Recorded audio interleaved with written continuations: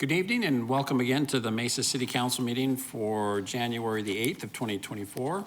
Our council is here with the exception of Mr. Freeman, who is unable to attend and is excused, but the rest of our council is present. We will begin this meeting with an invocation. Is Pastor Mike Cash with us this afternoon? All right, I know we've had some complications, so we will begin this evening with a moment of silence, followed by the Pledge of Allegiance. I would invite everyone to please stand for the moment of silence and remain standing for the Pledge of Allegiance.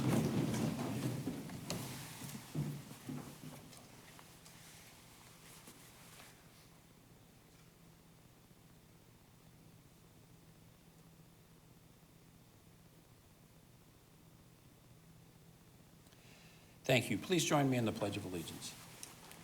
I pledge allegiance to the flag of the United States of America and to the republic for which it stands, one nation, under God, indivisible, with liberty and justice for all.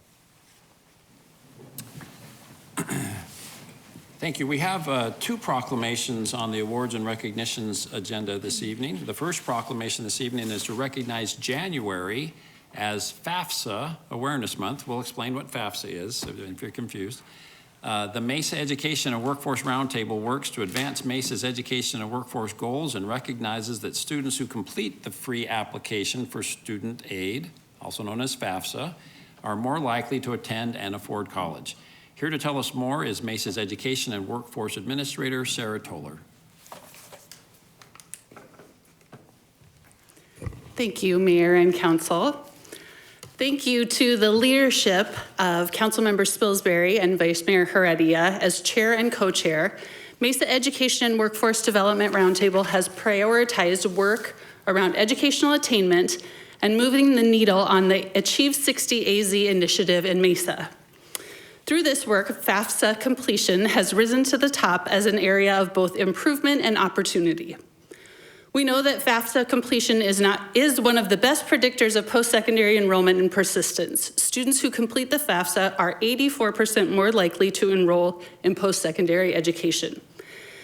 In the last year, Arizona has been ranked as low as 48th nationally in FAFSA completion, but through the significant and collaborative statewide work being done by Arizona Board of Regents, as well as our K-12 districts, Mesa and Gilbert Public Schools, Higley and Queen Creek Unified School Districts, Arizona is ranked 10th in percent change. With the December 31st launch of the new FAFSA form, which is streamlined, requires less information, and is more accessible to families, now is the time to amplify this message about the importance of FAFSA completion for all students and all of the resources available in our community to support families throughout this process. So we want to thank all of the members of the roundtable who are here to support this FAFSA proclamation. Thank you very much, Sarah. Let's present this proclamation to the roundtable. So ladies and gentlemen, if you'd please come up and join us at the podium. The council will come down and we'll present this proclamation.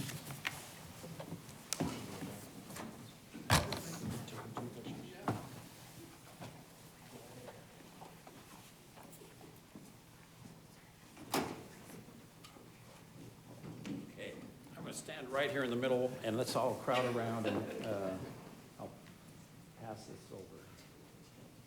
Thank you for being here. I know how busy you are. Nice to see you. You too. Here, you come on. You too. Oh, hi. Long time no see. I know. Good to see you. It's good to see you. Oh, there we go. All right.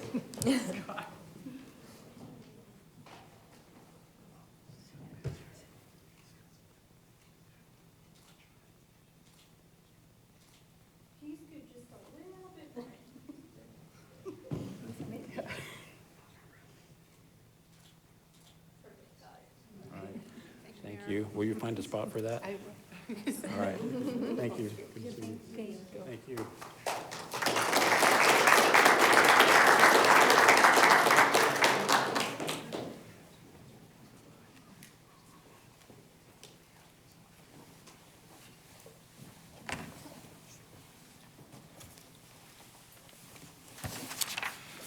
Thank you. The next proclamation is to proclaim January as Anti-Human Trafficking Month. Human trafficking impacts people of all ages and demographics, and we're proud of how the City of Mesa works to address this issue and raise public awareness.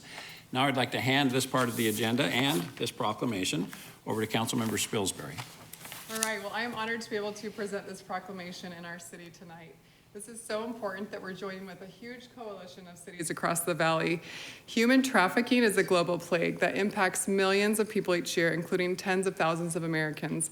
The United States ranks as one of the worst countries globally for human trafficking, and Arizona ranks in the top 15 states with the highest rates of human trafficking per capita.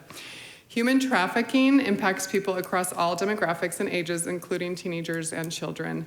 The battle against human trafficking includes supporting efforts to prevent human trafficking and to provide resources to the victims of human trafficking.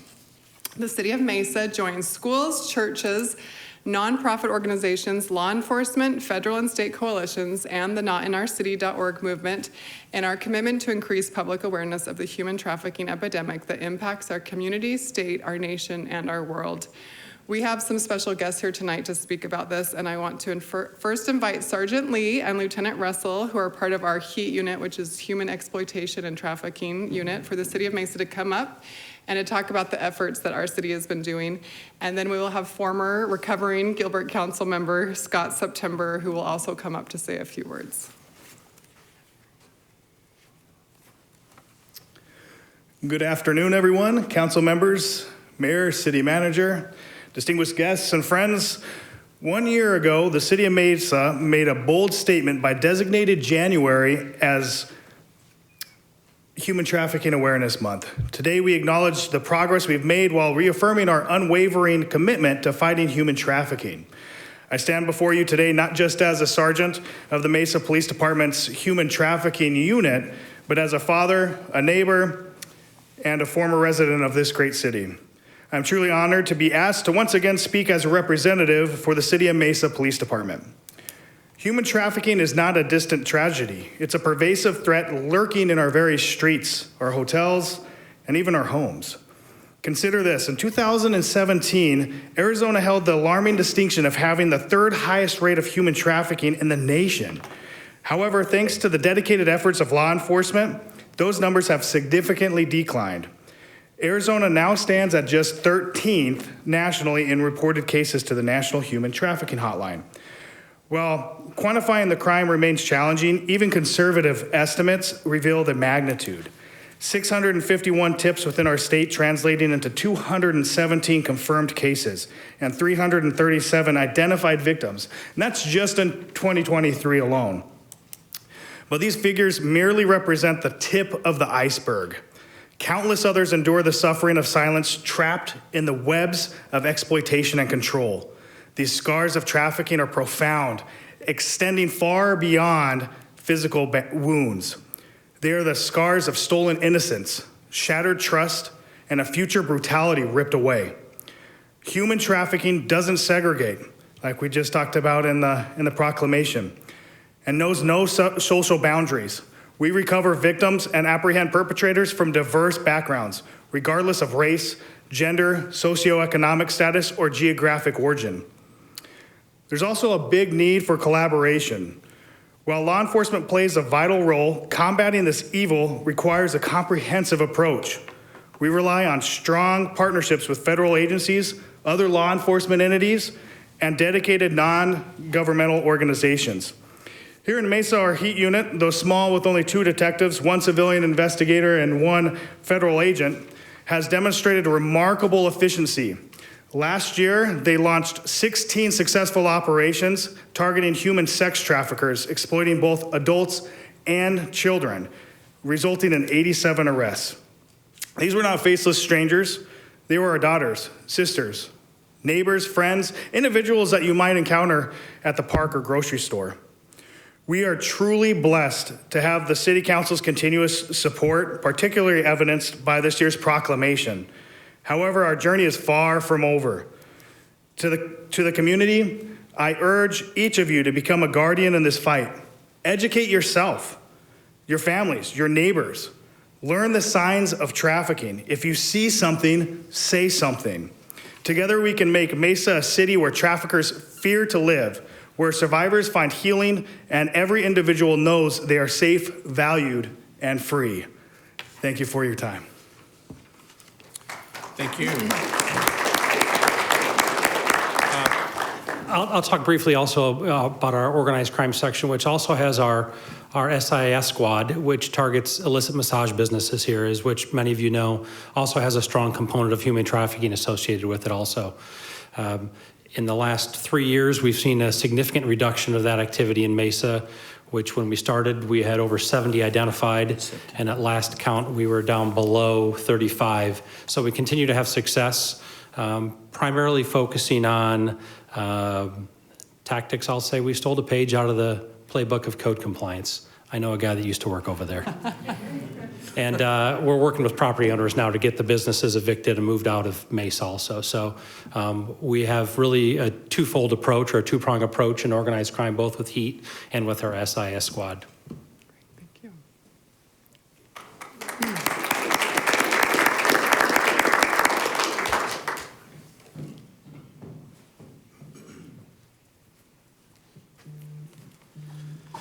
Councilmember Spilsbury, Mayor Giles. My name is Scott September. I'm a former council member with the town of Gilbert, and I've enjoyed serving with Councilmember Spilsbury on some nonprofit organizations that focus on the healing part of rescued victims, and I've enjoyed that very much, Councilmember.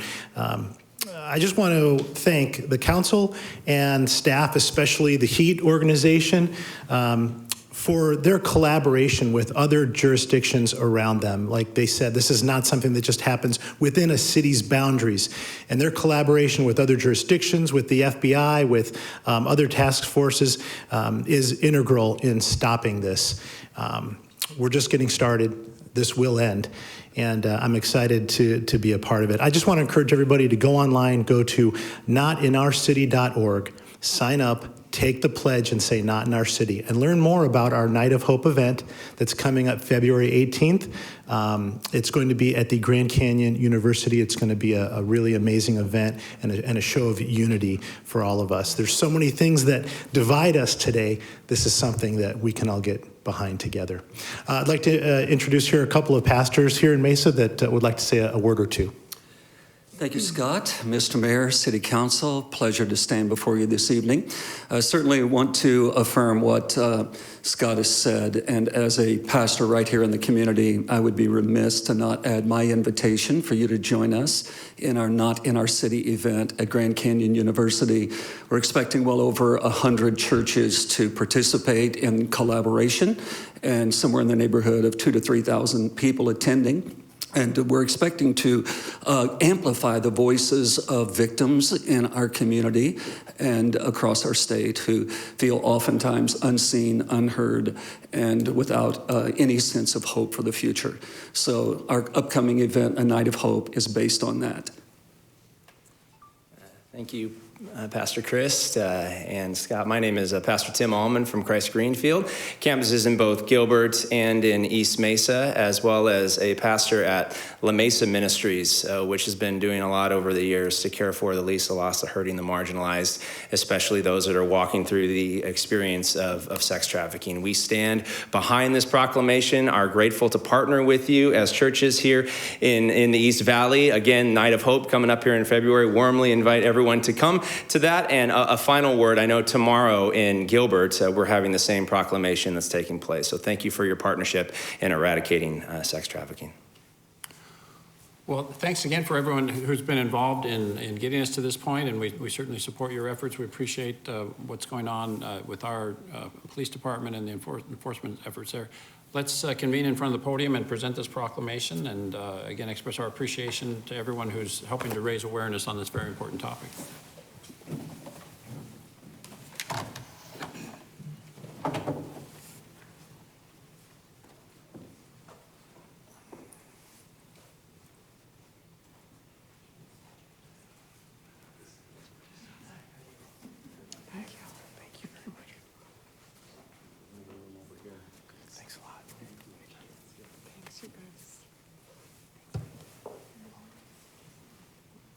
Accepting this too.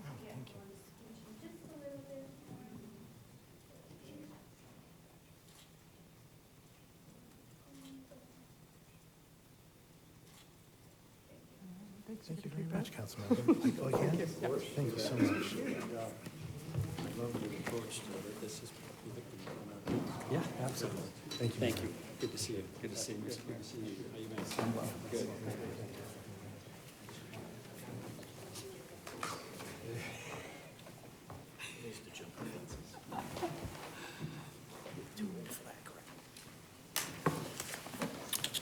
Next item on our agenda is the consent agenda. We'll invite Mr. Kevin Christopher forward to please read the consent agenda.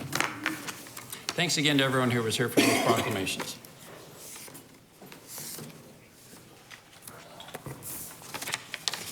Good evening, Mayor and council members. These are the items on the consent agenda. All items listed with an asterisk will be considered as a group by the City Council and will be enacted with one motion. There will be no separate discussion unless a council member or citizen requests, in which event the item will be removed from the consent agenda and considered as a separate item. Item 2, approval of minutes of previous meetings is written. Item 3A, act on liquor license application for St. Timothy Roman Catholic Parish, one-day event, January 26th, 1730 West Guadalupe Road. Item 3B, act on liquor license application for Mesa United Way, one-day event, January 19th at ASU Mix Center, 50 North Centennial Way. Item 3C, act on liquor license application for Macayo's Mexican Food, 1920 South Dobson Road. Item 3D, act on liquor license application for Morning Glory Restaurant, 9221 East Baseline Road. Item 4A, approving dollar limit increase to the term contract for fire department uniforms for the Mesa Fire and Medical Department. Item 4B, approving job order master contracts for electrical construction services. Item 4C, approving cooperative contract use for the 11-month term contract with 3 years of renewal options for bulk gasoline and diesel fuel for the Fleet Services Department. Item 4D, approving cooperative contract use for HVAC services for citywide facilities as requested by the Parks, Recreation, and Community Services Department.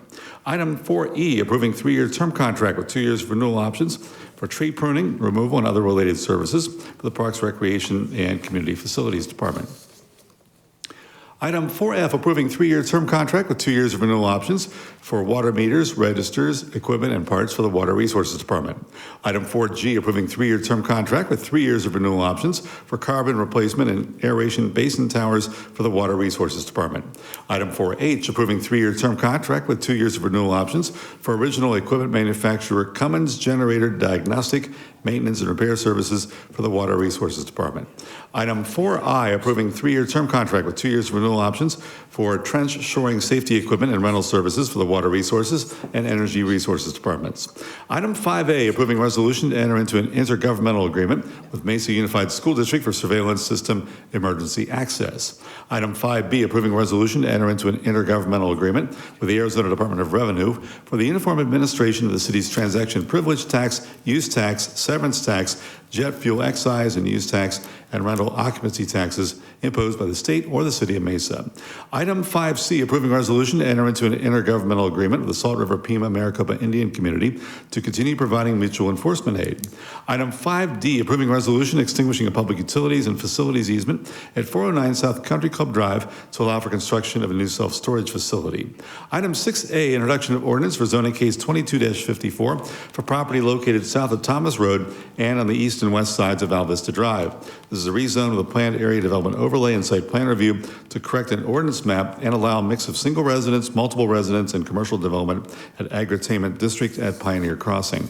Item 6B, introduction of ordinance for zoning case 22-1274 for property generally located north of McKellips Road on the east side of Center Street.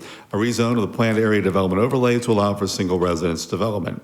Item 6C, introduction of ordinance for zoning case 23-478 for property generally located west of Ellsworth Road on the north side of Southern Avenue. Rezone with planned area development overlay and site plan review to allow for a multiple residence development. Item 6D, introduction of ordinance for annexation case 23-480 for property located west of Ellsworth Road on the north side of Southern Avenue.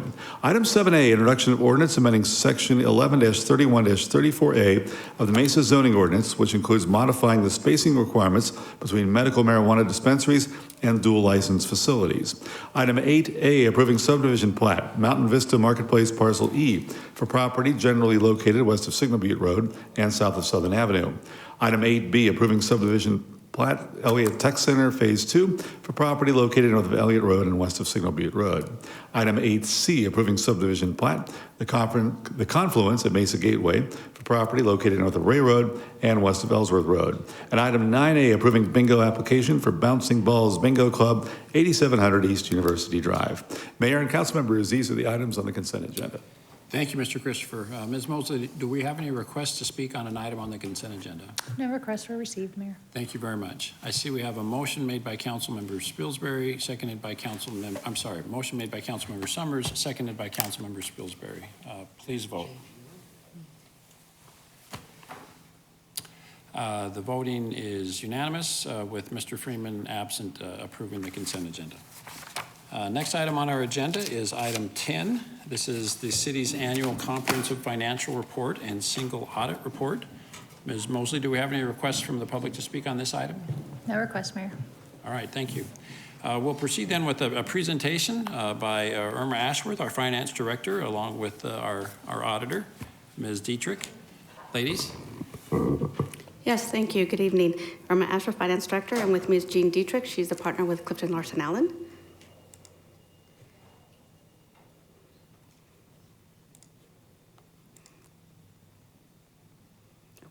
Great. Are you seeing it?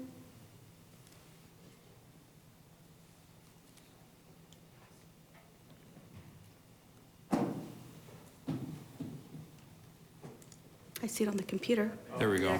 Okay. All right. Want to start? Thank you, Irma. We, CLA, have audited the financial statements of the governmental activities and the business type activities in each major fund and the aggregate remaining fund information of the City of Mesa for the year ended June 30, 2023. We performed our audit in accordance with government auditing standards, and we performed a single audit in accordance with uniform guidance. In performing our audit, we noted that the City of Mesa did have one change in accounting policy associated with the adoption of Governmental Accounting Standards Board Statement Number 96 regarding subscription-based information technology arrangements. We did not identify in our single audit nor our financial audit any deficiencies of internal control, such as significant deficiencies or material weaknesses. We did not identify any irregular or fraudulent transactions, and we have issued a clean, unmodified opinion on that report, which is the highest level of assurance you can receive from a CPA firm. Good. Anything else? Oh, that's great. Jean summarized my first slide very well. All right, I'm going to go through the highlights of our financial audit and the results. The city's revenues increased by $85 million this year in comparison to the prior year. You can see that the increase was in both in governmental activities and in the business type activities, which is our utility fund and our airport, and overall. Breaking down specifically some of the government activity revenues, city sales tax increase over the last 3 years. Our unrestricted intergovernmental revenues have also increased. Our unrestricted intergovernmental revenues are state shared sales tax, state shared income tax, and a vehicle license tax. The transfers from the utility fund to the general fund have been consistent, as is the city follows a formula. And our program revenues decreased slightly in comparison to prior year. The decrease is due to federal funds. We received less this year than we did last year. We had a lot of federal funds for ERAP in 2022, and we didn't have that in 23. Our 5-year net position comparison shows that the city's net position has increased over the last 5 years. Our net position is a result of our assets less our liabilities, also the net result of our revenues and expenses. So you can see that in our governmental activities and our business and overall as a city, we continue to increase our net position. The city's total assets increased to $5.3 billion. This is a slight increase in comparison to the prior year. Our two largest components of our assets are our capital assets, which is buildings, infrastructure, water treatment plants, and such, and then also our cash and investments. This is a snapshot of our cash and investments at June 30th of 2023. Cash with our in our operating account was a little bit over $40.8 million. Our investment in local government investment pools and cash for custodian are invested in different areas to give more diversity, but they're very liquid. At the same day, we can receive those funds. Cash with physical agents are debt service payments that were due July 1st. The city provides those funds to our trustee, and they make the payments. And then our long-term investments are the $1 billion. City's total liabilities are $4.1 billion. This is decreased slightly in comparison to the prior year. Our largest two components are long-term obligations, which are like our general obligation bonds, our revenue bonds, and then the next big component is our pension and OPEB liabilities.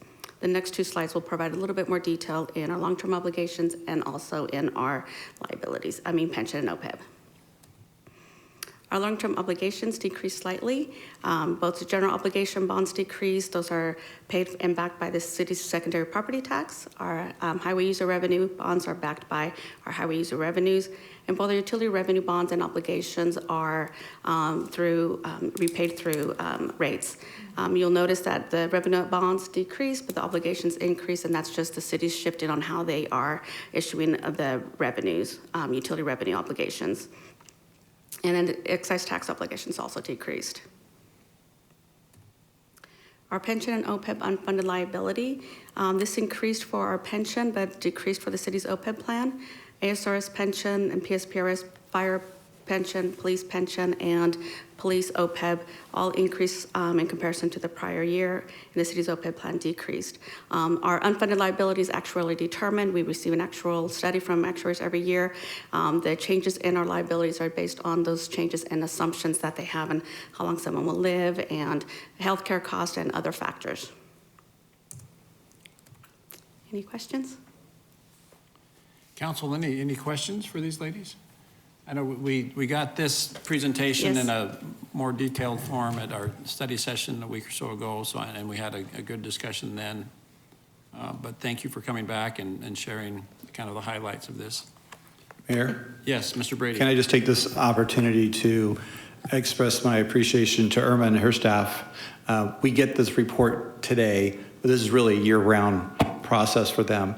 And putting this together, I hope you heard Jean mention that this was the highest, how did you say it? Assurance that a CPA can give about a city's finances. So thanks for Clifton Larson for doing the audit. They've been doing it for many years. But we want to thank Irma and her staff because it takes a lot of work to get to this point. We appreciate that. And I just want to make that recognition today. So thank you. Well, thank you, Mr. Brady, and thank you, Mr. Brady, for leading an organization that gets a clean financial report. We appreciate that as well. Yes. I'd just like to chime in and say thank you as well. I think it's so significant of our city, our size, to have no findings at all. It was a 6-week exhaustive audit by third-party auditors, and it is something to be proud of. And it certainly speaks well of your work, and I want to thank you for this good report. Thank you. Any additional council discussion or questions? All right, thank you very much, ladies. Council, is there a motion to approve this item? Thank you. We have a motion from Councilmember Summers, seconded by someone. Who is it from? Vice Mayor from from Vice Mayor Heredia. Thank you. Please vote. They must have hit it at the same time. All right, the motion passes unanimously with Councilmember Freeman absent and excused. Next item on our agenda is items from citizens present. Ms. Mosley, do we have any requests to speak on this item? No request, Mayor. Okay, thank you.